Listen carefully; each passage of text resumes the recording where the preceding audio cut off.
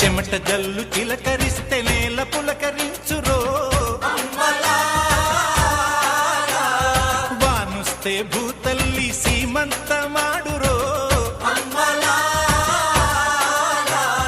తంగేళ్ళు గన్నేళ్ళు పసుపు కుంకుమిచ్చురో.